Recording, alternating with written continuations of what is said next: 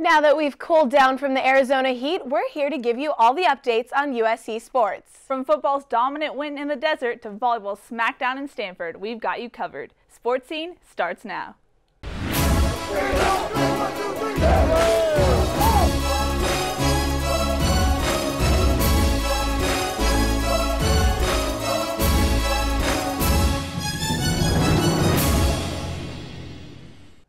Coming at you from Studio C in the Leslie Moonves Julie Chen CBS Media Center, welcome to Sports Scene. I'm Kristin Lago. And I'm Keely Eure. The number 17 USC football team bounced back with a strong 42-14 road victory over Arizona State on Saturday. Kristen, it was almost like we saw a completely different team out there. What were your takeaways from the game? Yeah, definitely. At ASU, we saw a Trojan team transformed, especially on the defensive side. Against Stanford, the Trojans could barely hold their own on defense, allowing the Cardinal over 470 yards, and that's with no interceptions. This week at ASU, we saw John Plattenberg kick things off with an interception that turned into a scoring drive.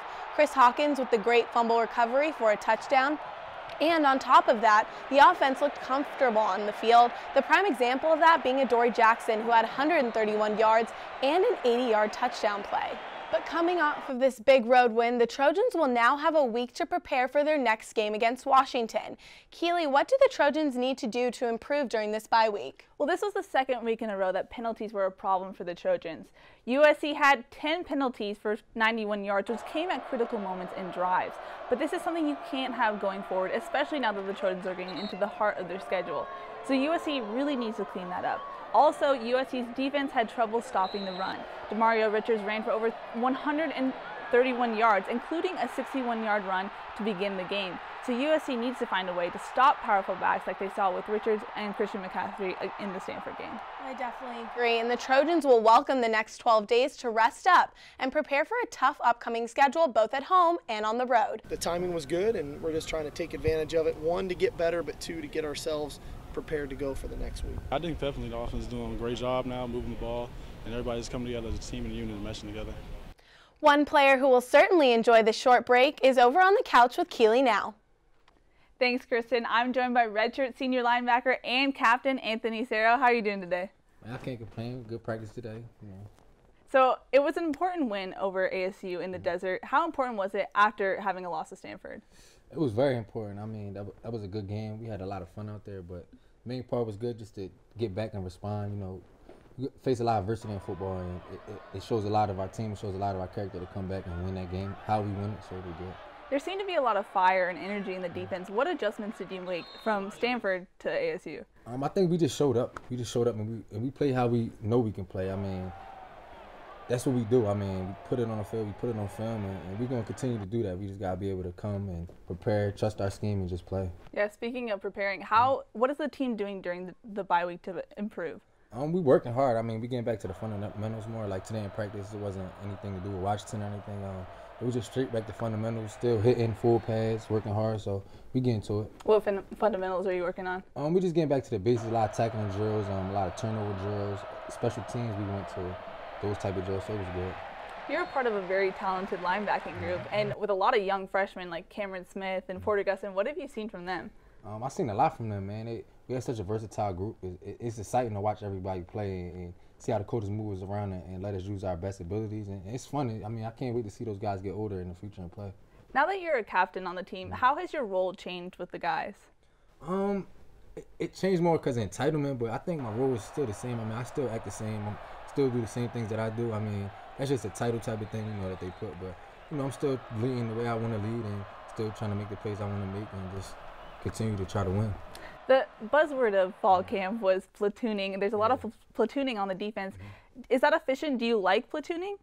It definitely makes you feel better. I'm not going to lie, because last year we was playing a lot of snaps around, some games even 100 snaps per player. So this year when you get to break it down to 30, 40, 50 snaps, it's just going to help us out throughout the season. I mean, towards the end of the season, we'll be fresh, and other teams won't be, so it's good. Do you think it's beneficial for the young guys on the defense, too, to get more reps? Yeah, I think it's beneficial. I mean, especially in the early games, it was nice to get everybody in because you don't want to put them guys in the game where it's such crucial times. You want to be able to let them get their feet wet and do what they had to do.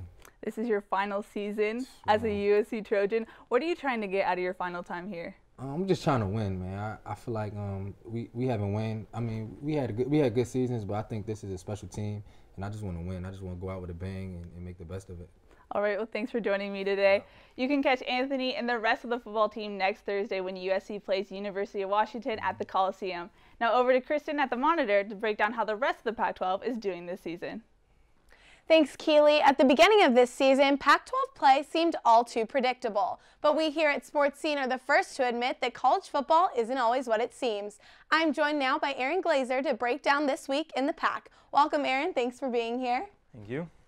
And it was a big week of games in the Pac-12 South as statements were made and championship contenders became a bit more obvious. So tell me, Eure, what went down this week? Well, we first have to look at what went down in Tucson on College game day between the UCLA Bruins and the Arizona Wildcats. Freshman quarterback Josh Rosen, everyone wonders, when will he crack? When will something happen? Wasn't this week. Wildcats got thrashed 56-30 by the Bruins in the desert, moving the Bruins up to number 7 in the AP polls, which is only one spot lower than where the Trojans were before the Stanford game. Rosen throwing for 284 yards and 2 touchdowns in that game in Tucson.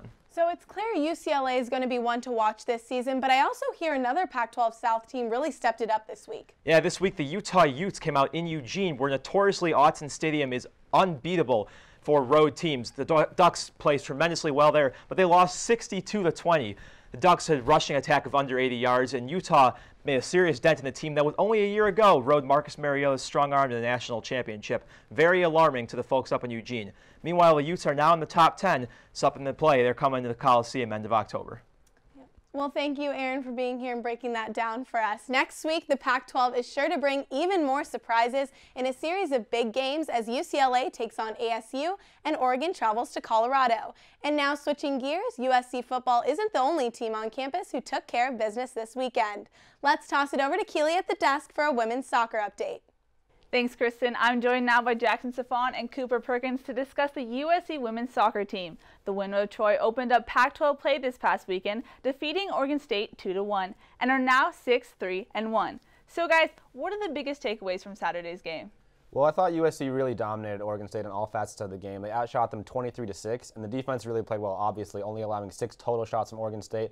And USC goaltender Sammy Jo, she only had to make 1 save in the game. So the defense is really good, but the highlight was definitely Sydney Johnson.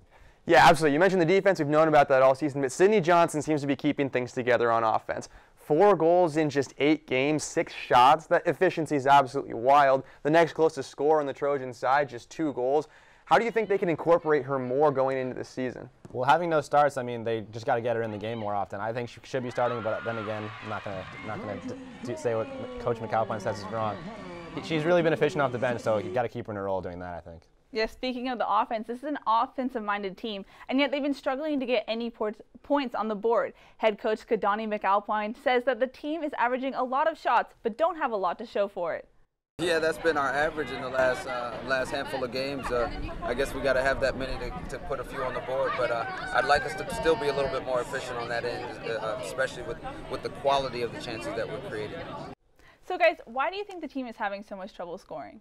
You know, Keely, I think that's a really difficult question to answer because the opportunities are there. More than 16 shots a game, where their opponents are only right around 6, so they're in position to win every game that they go out to play, but they're just not finishing those opportunities. I'm really looking at Morgan Andrews as someone who needs to step up her game. She is a former All-American transferred from Notre Dame, just joining the women of Troy this season, but she only has 2 goals, and they're both on penalty kicks on 39 shots. So she's shooting less than 5%, and the offense runs through her. So in order for them to start finishing those chances, I think she needs to step up her leadership a little bit. Absolutely. On those 39 shots, only 11 of them have even been on target, so her accuracy just has been a little bit off to start the season. Like Cooper said, averaging over 16 shots a game for the team, but they're only averaging 1.3 goals. So the efficiency really needs to improve coming up against the teams this week. Yeah, speaking of the teams they're going up against, USC heads north this week to face the Washington schools. And an interesting fact, Coach Kadani and most of the staff at Washington State prior to coming to USC last year. Kadani says that he's just now starting to feel at home. Well, last year was difficult. I'm not gonna lie. I yelled some of the wrong names at times. It was crazy. But now that I've got that under my belt, I think it's gonna be a little bit easier this time to go up and just feel comfortable coaching this team. We've come a long way, but it's always good to go up and see some old friends and see some players that you spend a lot of time with and you still love. You want them to do well, just not too well when we play. So guys, what do you think the keys will be against the Washington schools? Well, I think it's going to be really exciting. This is not Coach McAlpine's first trip with Washington State.